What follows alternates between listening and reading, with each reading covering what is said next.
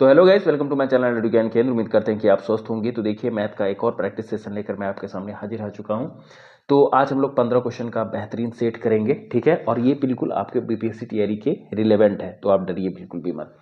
Video में आगे बढ़े उससे पहले मेरा आपसे रिक्वेस्ट है कि अगर वीडियो आपको पसंद आता है तो एक लाइक जरूर कीजिएगा। वीडियो को ज़्यादा से ज़्यादा दोस्तों तक शेयर कीजिएगा, क्योंकि जितना ज़्यादा व्यू आता है उतना ज़्यादा हमें मोटिवेशन मिलता है नई वीडियो बनाने के लिए। दूसरा कि अगर आप ये जो आप सेट मार रहे हैं इसका पीडीएफ चाहते हैं तो आप डिस्क्रिप्शन में जो टेलीग्राम चैनल है उसमें जुड़ जाइए। वहाँ पर इसका तो पीडीएफ मिलेगा ही मिलेगा। डेली वाइज भी हम वहाँ पर टास्क दे रहे हैं, साइंस का, मैथ्स का और सब सब्जेक्ट का, जिससे आपको प्रैक्टिस करने में हेल्प होगी। तो चलिए बिना किसी देरी के क्लास को शुरू किया जाए। देखिए, सबसे पहले आप क्वेश्चन मेरा क्या कह रहा है, और आप देखे होंगे अगर आप ये वाईक्यू लगाते होंगे तो इस तरह का क्वेश्चन आपको देखने को मिलेगा टीआरई में। तो क्या कह रहा है, tan 30 degree, sine 30 degree, cot 60 degree या कॉसेक 60 डिग्री, तीनों को मल्टीप्लाई करेंगे तो कितना होगा। आपको इस तरह का क्वेश्चन बनाने के लिए सबसे पहले आपको वैल्यू याद होना चाहिए। टेन 30 डिग्री का वैल्यू कितना होता है, 1/√3 होता है। साइन का कितना होता है, 1/2 होता है। कॉट का कितना होगा, दिमाग लगाइए, इसका और इसका वैल्यू कितना है, 90 डिग्री है, तो जितना इसका होगा उतना ही इसका हो जाएगा। इसका कितना हो जाएगा, 1/√3। उसी तरह कॉसेक का कितना हो जाएगा, कॉसेक 30 डिग्री का मान कितना होता है, 2 होता है, तो 2 से 2 कट जाएगा, √3 1/√3 होगा आंसर, ठीक है। 1/√3 सॉरी 1/3 होगा। अगला देखिए, अगला में क्या कॉन्सेप्ट लगा सकते हैं हम लोग। अगला देखिए, एक घन की संपूर्ण पृष्ठीय क्षेत्रफल 216 है, तो इसका आयतन क्या है, आयतन आपको मांग रहा है, ठीक है। तो इसको अगर आप बहुत तेजी में करना चाहते हैं तो कैसे कर सकते हैं। सबसे पहले आपको ये देखना होगा कि इसमें घन वाला संख्या है कौन सा।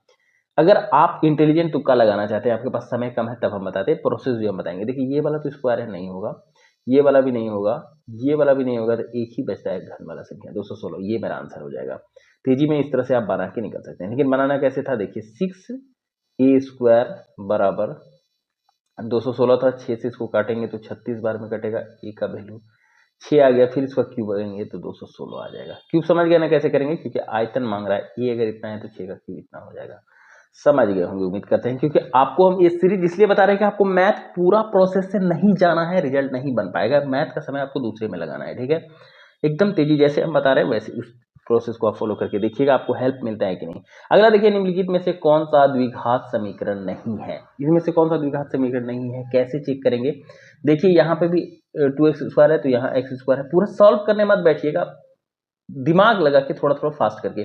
2 है, इधर आएगा तो 1 रह जाएगा, मतलब ये तो है मेरा। इधर हम आएंगे, यहाँ पे क्यूब देखिए, तो तुरंत आप इसको नहीं मान दीजिएगा कि ये होगा, नहीं। आगे देखिए, यहाँ पे क्यूब आप देखें, और यहाँ पे भी देखिए, आप क्यूब देख रहे हैं ना, x-1 का क्यूब है, यानी कि इधर वाला क्यूब को काट देगा तो यहाँ x² बचेगा, मतलब ये तो है। यहाँ पे हम देखें कि यहाँ पे x² होगा, जब इसको खोलेंगे होगा कि नहीं होगा, x+3 का होल स्क्वायर है तो इसको खोलेंगे तो x² होगा। इधर 3x² होगा, याद रखिएगा, तो x² यहाँ पे भी बचेगा, तो ये भी है। लेकिन यहाँ पे जब आप खोलेंगे, इसको ध्यान से देखिए, एक बार इसको ठीक कर देते हैं, यहाँ को ध्यान से देखिए, इसको जब आप खोलेंगे तो ये √2x है, ठीक है। इसको जब हम स्क्वायर करेंगे तो 2x² आ जाएगा, और 2x² इधर दिया हुआ है, RHS LHS में 2x² आते हैं, दोनों x² कट जाएगा, तो यही मेरा आंसर होगा, जो क्या होगा, द्विघात समीकरण नहीं होगा, क्योंकि यहाँ x² क्या हो रहा है, कट जा रहा है। तो मेरा आंसर क्या हो जाएगा, डी हो जाएगा, याद रखिएगा। अगला चौथा नंबर क्वेश्चन हम लोग देखेंगे कि समान ऊंचाई वाले दो बेलनों के आयतनों का अनुपात इतना है। दो बेलन है जिसका ऊंचाई समान है, आपको दिमाग में ही कैलकुलेट कर लेना है, लिखते नहीं बैठना है कि h कट जाएगा तो क्या होता है, r² h होता है ना, पाई r² h होता है आयतन।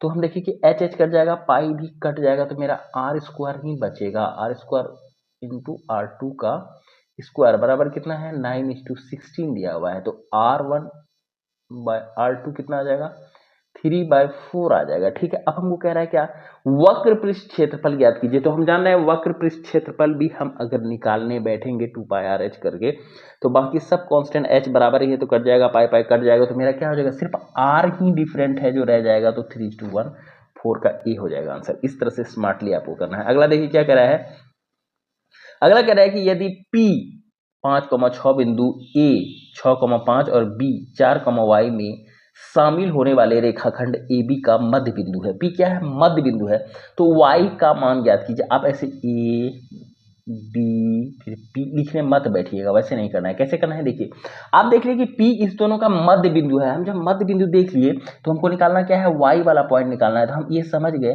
कि 6 किसके बराबर होगा, 6 किसके बराबर होगा, 6 बराबर होगा 5 प्लस वाई बाय 2 के का, कि y यहाँ पे भी है, y यहाँ पे भी है, हमको y का ही वैल्यू निकालना है।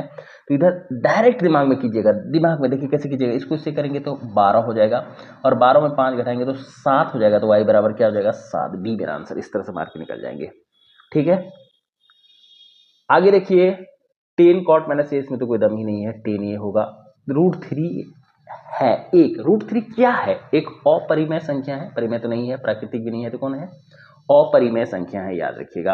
आगे हम लोग बढ़ेंगे 8वां नंबर क्वेश्चन की ओर। 8वां नंबर क्वेश्चन कैसे बनाएंगे देखिए, यहाँ क्या कह रहा है, cosec थीटा बराबर √10 है, तो sec थीटा का मान ज्ञात कीजिए। इसको कुछ नहीं करना है, इसको मतलब कन्वेंशनल तरीका से ही हम करेंगे। कैसे करेंगे, तो cosec थीटा बराबर क्या हो जाएगा, cosec थीटा बराबर क्या होगा, h बाय पी होगा कि नहीं, h बाय पी, कह साइन थीटा बराबर पी बाय एच होता है। तो h का मान √10 है, p का मान 1 है, तो b कैसे निकालेंगे, दिमाग में ही हम निकालेंगे। b क्या होगा, H square minus P square, होगा कि नहीं होगा। तो h का स्क्वायर √10 का स्क्वायर आप दिमाग में कीजिएगा तो 10 आ जाएगा, उसमें 1 घटाएगा तो 9, √9 आ जाएगा, और √9 आपके दिमाग को कहेगा कि क्या होगा, 3 होगा, इस तरह से, ठीक है। अब कह रहा है कि सेक थीटा, बी मेरा 3 निकल गया, सेक थीटा बराबर क्या होगा बताइए, कॉस थीटा अगर आपको नहीं आता तो ऐसे सोचिए, कॉस थीटा बराबर क्या होता है, बी बाय एच होता है, तो सेक थीटा बराबर क्या होगा, एच बाय बी। एच मेरा √10 था, और बी कितना निकाले थे, 3 बी आंसर मार के निकल जाएंगे। इस तरह से आप करने का कोशिश कीजिएगा, देखिएगा कितना समय बचता है आपका। और अगर आपसे नहीं बनेगा तो आप हमको कमेंट में बताइएगा कि भैया इतना फास्ट मत बताइए, हमको समझ में नहीं आ रहा है, तो हम और लेंदी भी आपको बताएंगे। पर मेरा रिक्वेस्ट रहेगा आपसे कि आप इसी प्रोसेस से बनाइएगा। अगला देखिए क्या कह रहा है, बिंदुओं are x Y, x1 y1 और एस x2 y2 को मिलाने वाले रेखाखंड के मध्य बिंदु के नियामक हैं। मध्य बिंदु का नियामक क्या होता है आप जानते हैं, x1 plus x2/2, y1 plus y2/2। तो मेरा आंसर क्या हो जाएगा, बी हो जाएगा, याद रखिएगा। x1 y1/2 x2 y2/2 नहीं होता है, x1 y1 प्लस 2, x को एक साथ लेते हैं, y को एक साथ लेते हैं। इस तरह से याद कीजिएगा, कंफ्यूज मत हो जाइएगा। क्या कह रहा है कि दो भिन्न त्रिज्याओं वाले वृत्त हमेशा होते हैं, दो भिन्न भिन्न त्रिज्या वाला वृत्त हमेशा क्या होगा, समरूप होगा, समरूप होगा। सर्वांगसम होने के लिए पूरा मिलना चाहिए, एक के ऊपर दूसरा ऐसे ऐसे एग्जैक्ट मिलेगा, तब वो सर्वांगसम होगा। समरूप हो सकता है, कैसे हो सकता है, ये भी सपोज कीजिए, ये भी एक 90 डिग्री है, ऐसे ये एक 90 डिग्री है, और ये भी एक 90 डिग्री है, ठीक है। दोनों समरूप हो सकता है, दोनों का अलग अलग है, लेकिन दोनों सेम है, ठीक है। तो इसी तरह ये भी है, समझ गए, समान त्रिज्या वाले। अलग देखिए, किसी पासे को फेंकने पर सम संख्या आने की प्रायिकता क्या होगा। क्या कह रहे हैं, किसी पासा का जो आप फेंकते हैं तो सम संख्या आने की प्रायिकता कैसे होगा। तो दिमाग में आपको इसको सॉल्व कैसे करना है, आप देखिए कि पासे फेंकने पर, मतलब एक पासा फेंक रहे हैं तो मेरा नीचे में क्या आएगा, टोटल आउटकम 6 आएगा, हम लिख देंगे दिमाग में ही।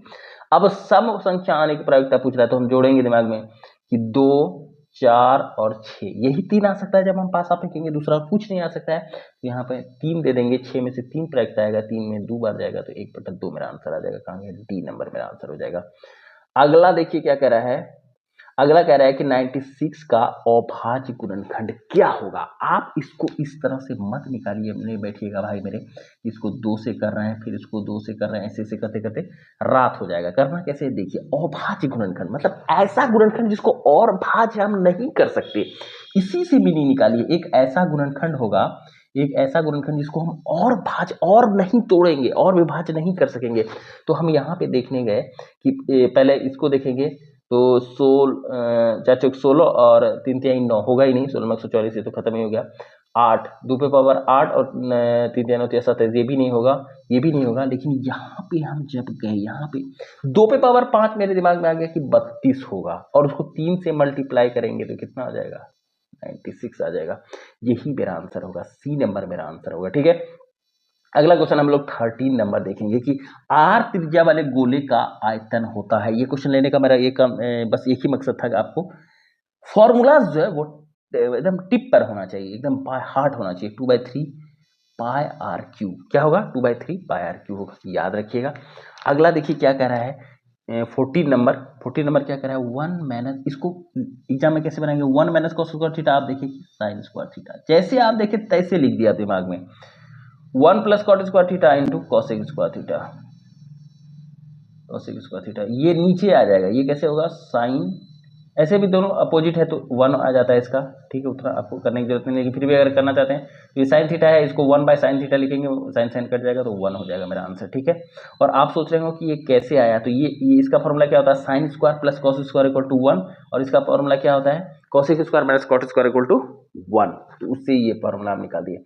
अगला देखिए 15वां और आज का लास्ट क्वेश्चन क्या कह रहा है, देखिए चित्र में, इस चित्र का बात हो रहा है BC पैरेलल DE, ये वाला और ये वाला पैरेलल है, AD is to AB, AD is to AB, ठीक है, AD